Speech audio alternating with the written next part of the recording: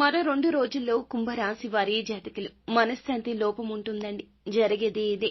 ఈ యొక్క సిచ్యుయేషన్ లో మీరు చాలా వరకు కూడాను కూరుకుపోతారు. అర్ధాష్టమ రాహువు గ్రహ ప్రభావం మీ అందరికీ కూడాను కాస్త మనశ్శాంతి లోపాన్ని కలగచేస్తుంది.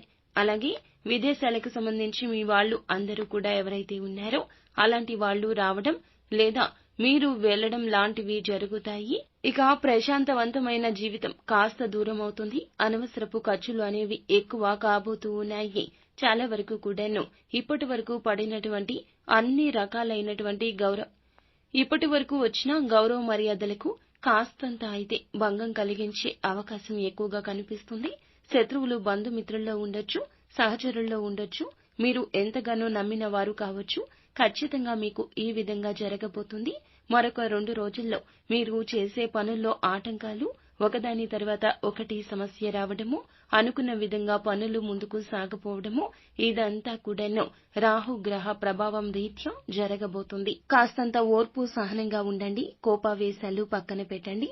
మీ యొక్క పని మీరు పూర్తి చేసుకుంటూ వెళ్లిపోండి.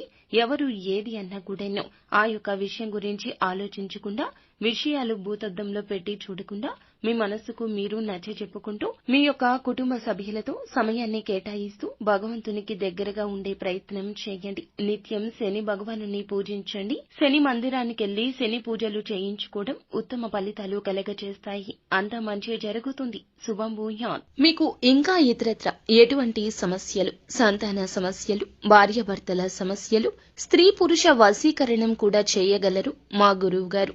3 రోజుల్లో పరిష్కారం లభించును.